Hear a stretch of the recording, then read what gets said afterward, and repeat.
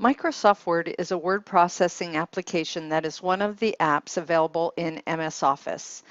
MS Word can be used to create a variety of electronic documents which contain text, graphics, and even links to outside resources.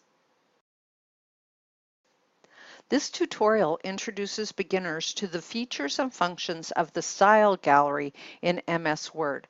We will discuss how by setting up your style choices, you can ensure documents follow the appropriate format requirements for items such as assignments.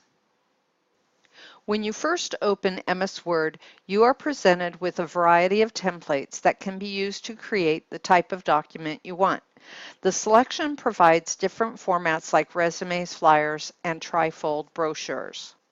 For this tutorial, we are going to create an original document without the help of a template. To do this, we select the blank document option at the top left of the window. A blank page will open in your work area within the Word app. Although you can immediately start typing using the default settings of the blank document, you might want to consider setting up your style gallery first. This is especially important if you are going to create documents that follow specific format guidelines such as an APA document.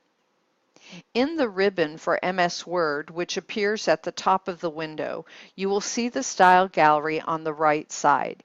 In this area, you have the ability to create your own default setting for either this document or all documents you create.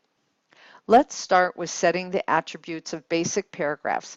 Typically, this would be set in the normal style, which is the first item in the Style Gallery.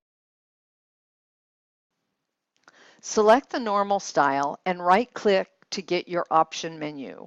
Select Modify and a pop-up window will appear. This pop-up will allow you to set most attributes for the text that will be used in the body of your document. Before we make any adjustments though, I want to direct your attention to the box below the display of the sample text. Here you will see the selections change as we decide what we want our style sheet to be. Also, as we make changes, watch the sample text as it will reflect the changes you make. So first select your font type. This default is Calibri, but for most academic papers you will need to use Times New Roman.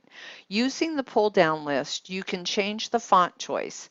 Next to it is the font size. For APA papers, this will be set to 12 point. You set this by selecting a different size using the pull-down list. You see that the font color is set to automatic. If you select this drop-down, you will see that automatic is set to black ink, so we will not change that. We won't make any other changes in this window right now because there are other ways to have more control of formatting. However, these buttons do give you some ability to make standard adjustments. Here you can see a group of icons associated with justification of text, which allows you to select from left, right, or centered, or fully justified formats. The next grouping of icons relates to spacing between lines. Here you can select single space, 1.5 space, or double space.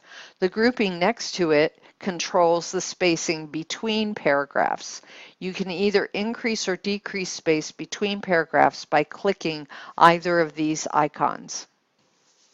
And lastly, these icons control indentation of text.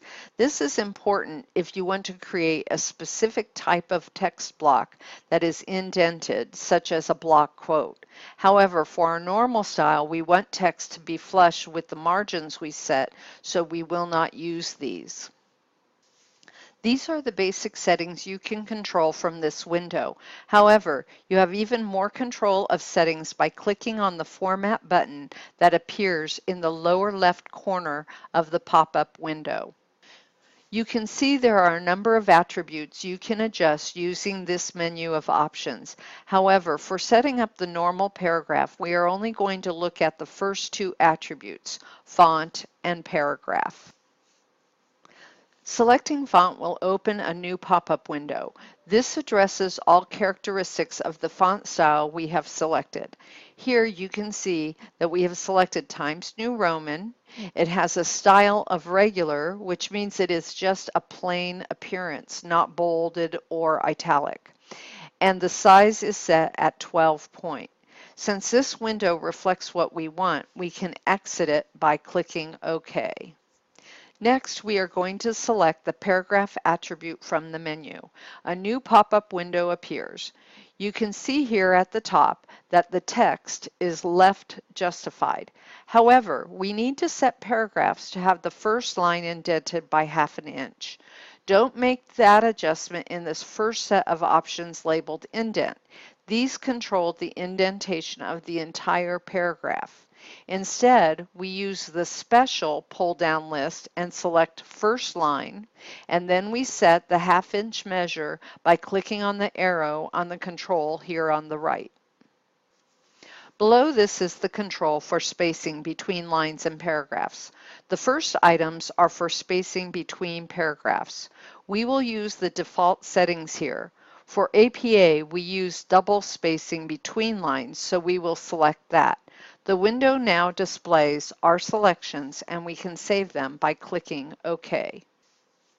We are returned to our original pop-up and you can see how our changes are reflected in the sample text as well as described in the box below the sample text.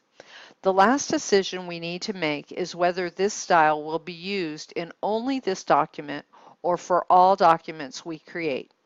After making that choice, we can click OK and the normal style will be saved in the style gallery. You will probably need to set the headings to reflect the styles required by APA as well. Follow the same steps you used in setting up normal style using the criteria APA provides you for the styles of the different levels of headings. After your style gallery is set up, you are ready to add your content to the document and apply the styles you have created.